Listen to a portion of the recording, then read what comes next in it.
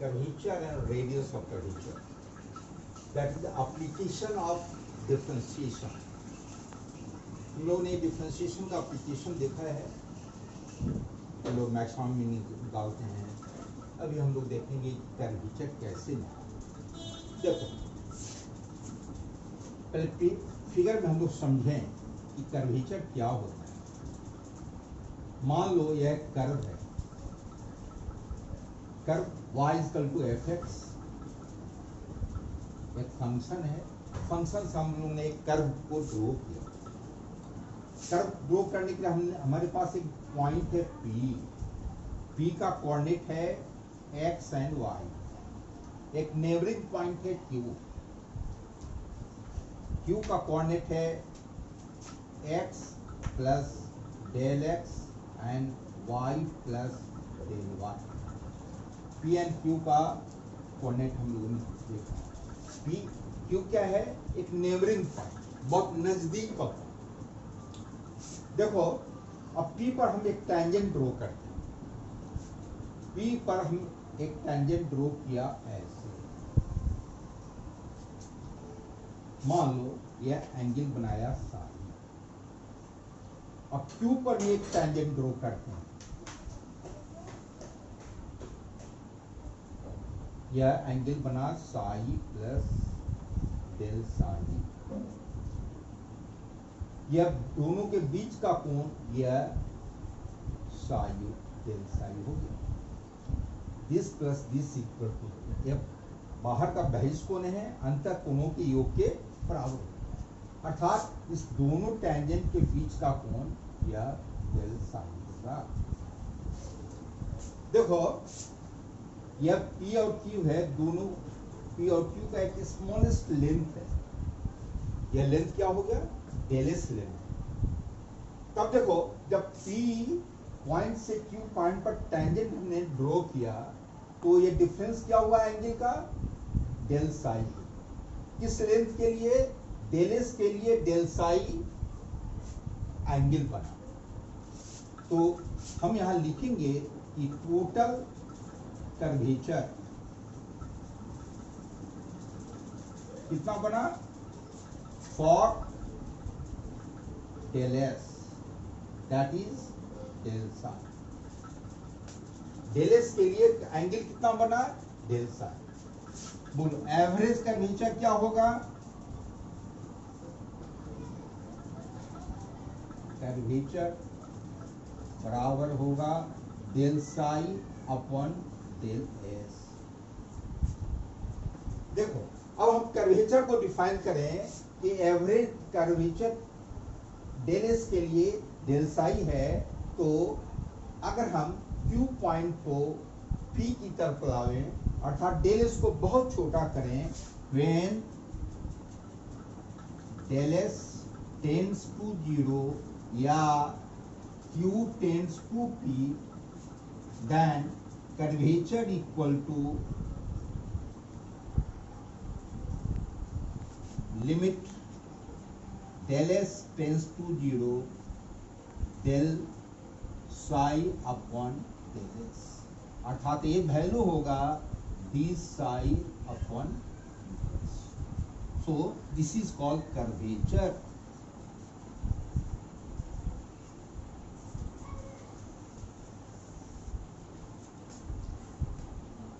Curvature को define करने के लिए हमने कहा y = fx कर्व है, P एक पॉइंट है, Q नेबरिंग पॉइंट है, P पर टेंजेंट ड्रॉ करने से साई कोण बनता है, Q पर टेंजेंट ड्रॉ करने से साई प्लस डेल साई बनता है.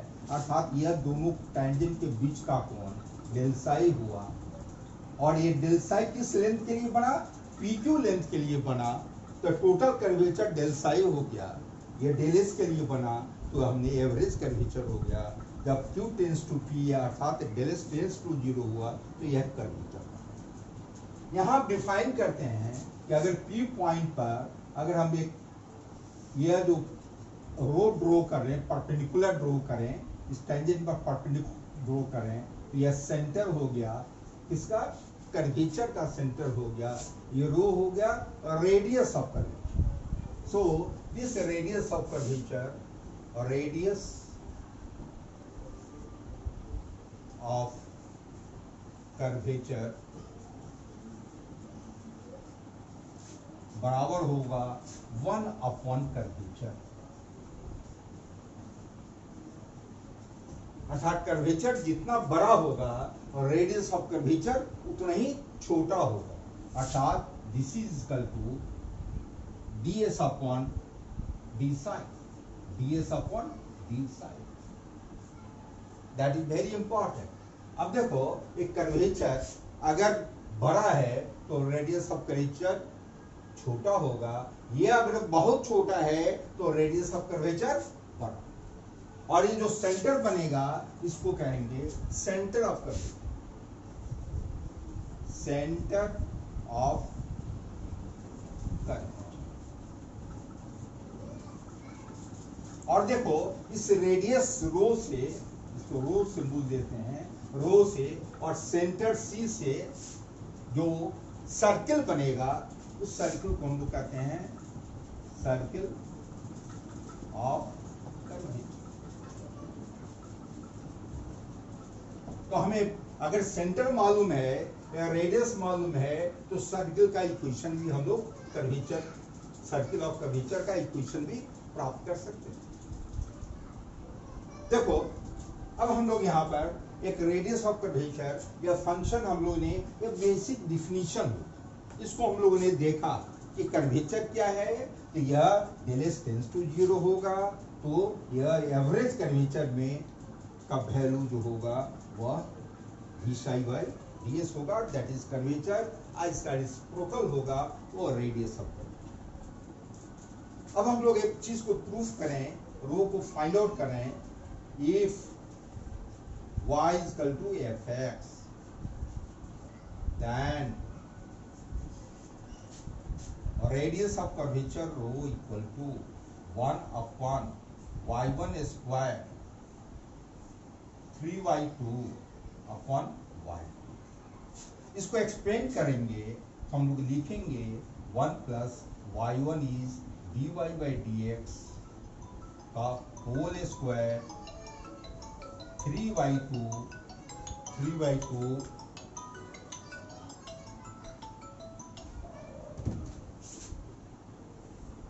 and d2y upon dx square.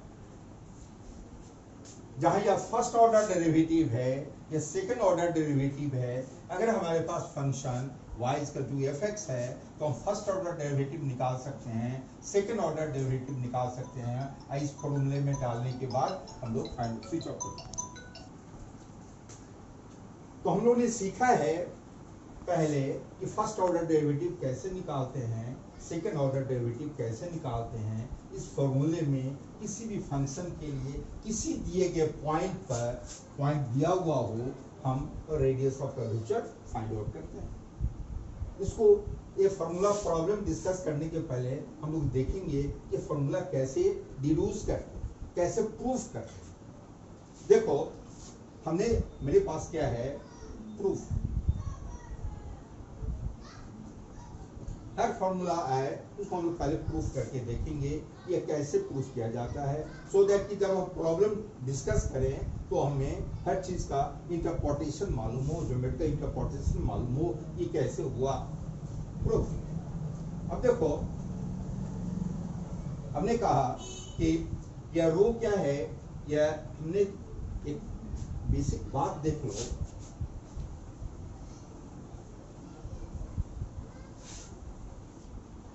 जब ये कर्व की बात होती है और यहां पर आपको बहुत छोटा है, टेंजेंट के ऊपर डालो, यह डेल एक्स की बात होती है, यह डेल वाई की बात होती है ना, और यह tan साई जो होगा, tan साई जो होगा that is here tan psi equal to this is perpendicular upon base, this is dy by dx। देखो इसको हम लोग फर्स्ट ऑर्डर डेरिवेटिव है तो हमने y1 माना। फिर देखो यहाँ हम साई को इनवर्ट सर्कुलर फंक्शन में साई कितने के बराबर हो गया, that is tan inverse y1, psi equal to tan inverse y1। अब देखो यहाँ, अब इसको डिफरेंशिएट करते हैं हम, x के रिस्पेक्ट में डिफरेंशिएट करें तो क्या मिलेगा यहाँ, this implies differentiation of d psi upon d x equal to 1 अपॉन 1 plus y1 square into y2। tan इनवर्स y को हमने डिफरेंशिएट किया x के रिस्पेक्ट में, इसका डिफरेंशिएशन ये हुआ, और फिर y1 को x के रिस्पेक्ट में, दिस इज y2। सो ये d psi by dx equal to this much. हमने अभी डिड्यूस किया है, हमने फाइंड आउट किया है कि यह हमारा रेडियस ऑफ कर्वेचर रो क्या होता है, we have rho equal to ds upon d psi। This is the radius of curvature. So here rho equal to ds upon d psi. So we can write here ds upon dx into dx upon d psi. अब ds upon dx हमें find out करना है, dx upon d psi ये value हमें मालूम है, dx upon d psi ये value मालूम है। अब देखो ये ds upon dx कैसे निकालो, दैट इज वेरी इंपॉर्टेंट। यह हमने देखा है राइट एंगल में, ये dy है, ये dx है, इसको ds बोलते हैं। अब हम कहेंगे कि here ds square equal to dx square plus dy square. यह हाइपोटेनस मान लिया, बहुत छोटा है तो स्ट्रेट लाइन मान लिया, हाइपोटेनस का स्क्वायर बराबर होगा base square upon perpendicular square. अगर हम dx स्क्वायर से भाग दे दें इसको तो ds अपॉन dx का whole square equal to 1 plus dy अपॉन dx का whole square. So here ds equal to root under 1 plus y1 square.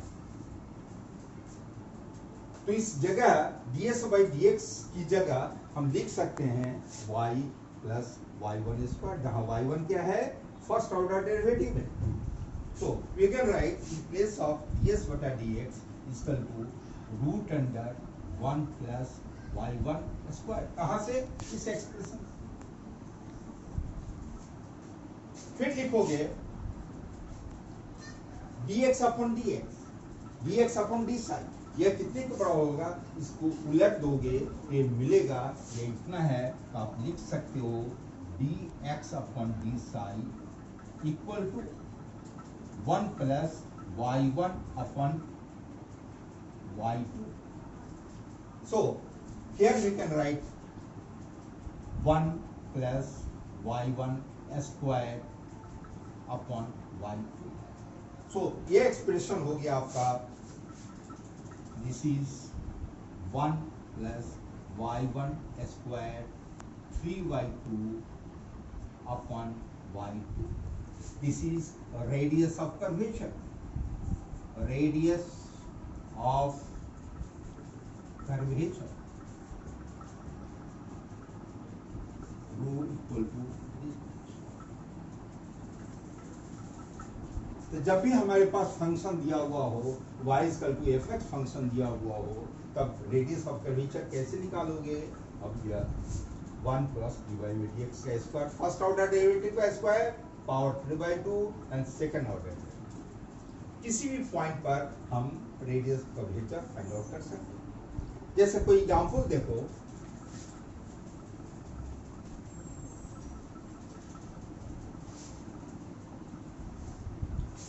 देखो मान लो यह कोई y square equal to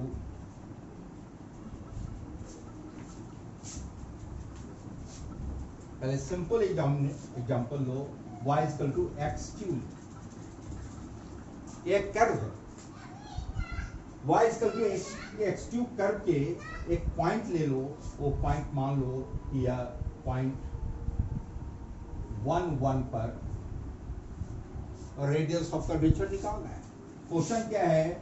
find the radius of curvature at point 1 1 to the curve y equal to x cube। क्या करना है? यहाँ curve दिया हुआ है y equal to here x cube, तो अब क्या निकालोगे? First order derivative dy by dx, this is known as y1। कितना हो गया? 3x²। फिर क्या करोगे? Second order derivative d2y by dx², this is y2। यह कितना हो गया? 6x। दोनों वैल्यू क्या होगा? एट पॉइंट 1 1, एट पॉइंट 1 1 यह वैल्यू कितने के बराबर हो गया? यह y1 equal to 3 and y2 is equal to 6. So we have obtained here y1 and y2. अब ये रेडियस ऑफ कर्वेचर निकालना है, रो निकालना है, तो क्या फॉर्मूला है मेरे पास? 1 plus y1 square 3y2 upon y2। So in place of y1 we may put equal to 3, in place of y2 we may put 6। So this is 3 square 9 plus 1 10 to the power 3 by 2 upon y2, that is 6। So radius of curvature will be this one। That is very simple। So यह problem simple था। अब problem को और थोड़ा बड़ा कर दें। अगर बड़ा कर दें प्रॉब्लम को, हम कहें कि नहीं यह y equal to x cube नहीं है, यह y equal to 2x4 minus x cube plus 2x plus 1। तो find the radius of curvature at x equal to 2। तो अकॉर्डिंगली हम फाइंड आउट करेंगे y1 फाइंड आउट करेंगे, first order derivative y2 find out करेंगे, second order derivative किस point पर? x equal to 2 पर y1 की जगह y2 की जगह वैल्यू डालकर हम लोग रेडियस ऑफ कर्वेचर निकाल सकते। चलो इसी ढंग से अगर हमारे पास कोई ट्रिग्मेटिकल फंक्शन, अगर हमें कहा जाए कि नहीं y equal to log of sine x, function क्या दिया हुआ है? Log of sine x. कहां निकालना है? At x equal to pi by 2। Find the radius of curvature for the curve y equal to log sine x at x equal to pi by 2। Accordingly we will find y1 what is y1? 1 by sine x, and sine x का क्या होगा? cos x। So this one is cot x and y2 will be cot x को हम differentiate करेंगे, this is 1 is minus cosec square. अब y1 कहाँ निकलेगा? At x equal to pi by, x की जगह पाई बटा 2 डालोगे, यहाँ x की जगह पाई बटा 2 डालोगे, कहाँ वैल्यू डालोगे? या फंक्शन में डालोगे, you will get that। तो चाहे हमारा अलजेब्रिक इक्वेशन हो, चाहे हमारा ट्रिग्मेटिकल इक्वेशन हो, चाहे लॉगरिथमिक हो या हमारा एक्सपोनेंशियल इक्वेशन हो, किसी भी इक्वेशंस के लिए, किसी दिए गए पॉइंट के लिए हम रेडियस ऑफ कर्वेचर निकाल सकते हैं। अब देखो, अब हमारा रेडियस ऑफ कर्वेचर जो है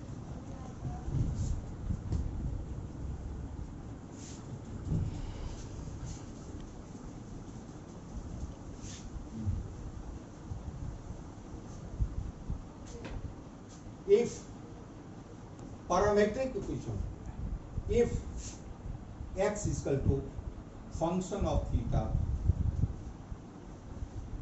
and y is equal to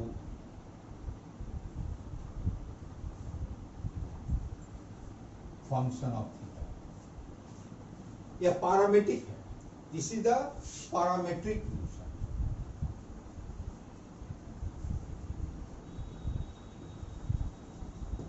curve का इक्वेशन क्या है? If equation of curve, if equation of curve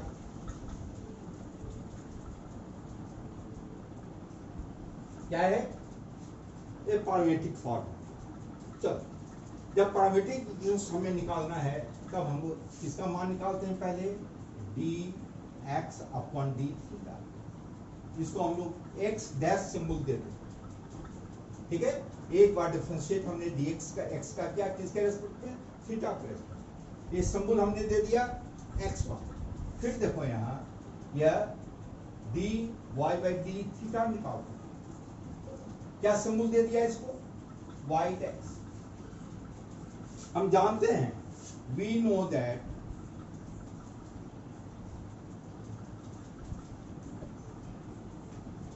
dy by dx is equal to dy by d theta upon dx upon d theta। सो आप लिख सकते हो dy by d theta y dash हो गया या x डैश।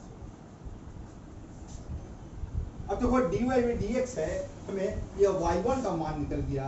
अगर हमें y2 मान निकालना है तो क्या निकलेगा?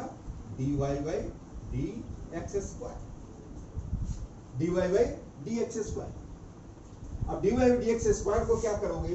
इसको डिफरेंशिएट करो। इसको डिफरेंशिएट करोगे तो क्या होगा? क्वेश्चन फॉर्म में आ गया। आप लिखोगे x1 y double dash minus y dash x upon x dash square. यह किसके रिस्पेक्ट में हमने निकाला? ये हमने थीटा के रिस्पेक्ट में निकाला। अब क्या करोगे? अब यह फंक्शन है dy dx को हमने पहले थीटा के रिस्पेक्ट में निकाला, अब निकालोगे। चलो, यह dy by d थीटा, तो we can write d theta upon d। देखो, यह हमने पहले y1 को, y1 है, इसको डिफरेंशिएट करना है। पहले किसके रिस्पेक्ट में निकालते हो? x के रिस्पेक्ट में निकालते हो।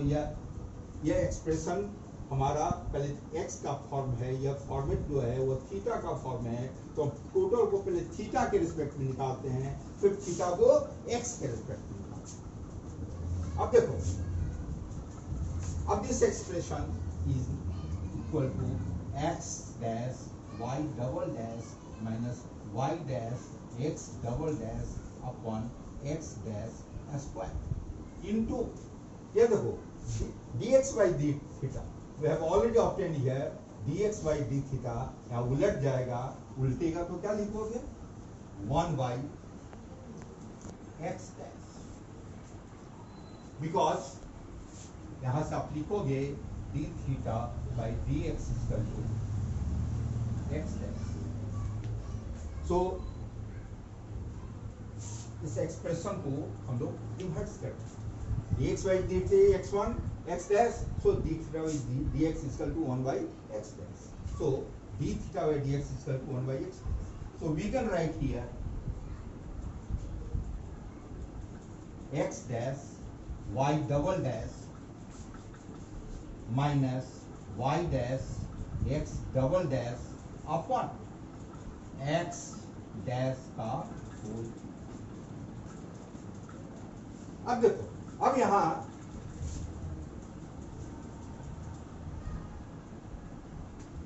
हम लोगों ने फाइंड आउट किया, y1 फाइंड आउट किया, y2 find out. Now we write और रेडियस ऑफ कर्वेचर, और radius of curvature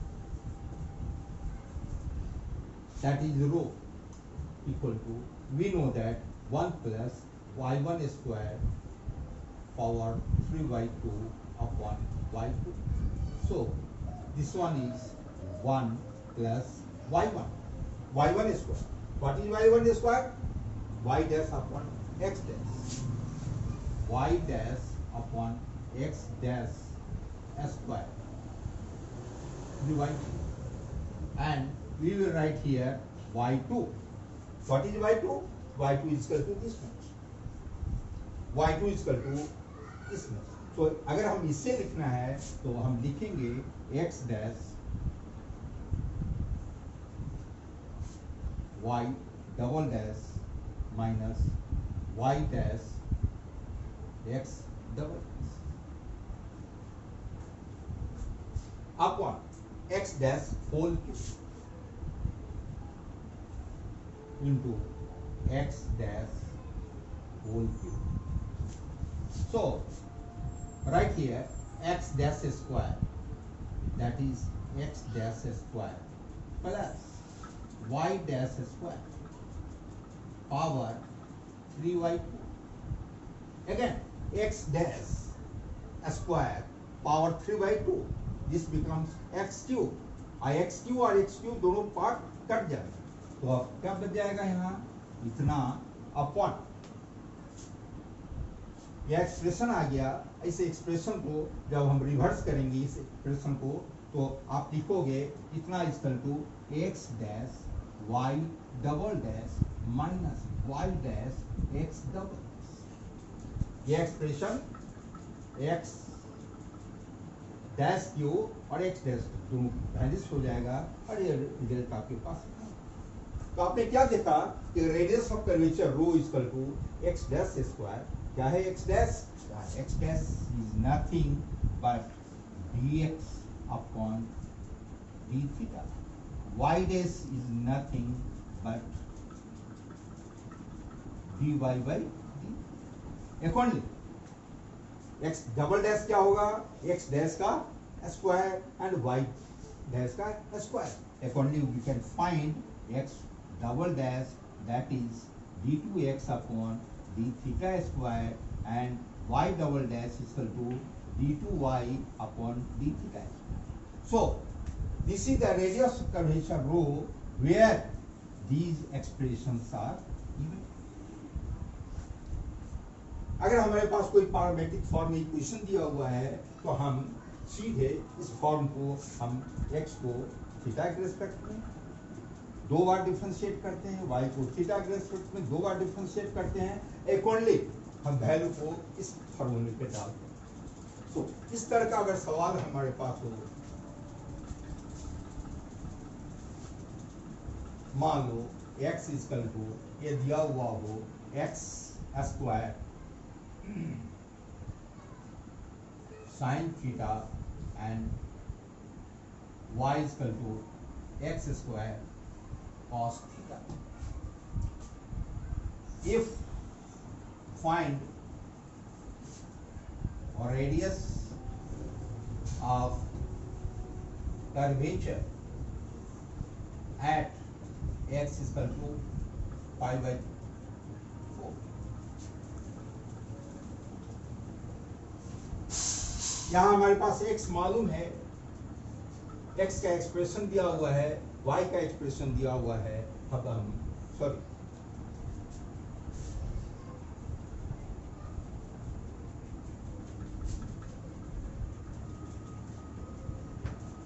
and y is equal to cos theta, x is equal to sin theta, या you can write another कोई expression sin 2 theta, sin 2 theta and cos 2 theta. Then find the value of radius of curvature at x is equal to pi by 2. Similarly, question है ऐसा, if x is equal to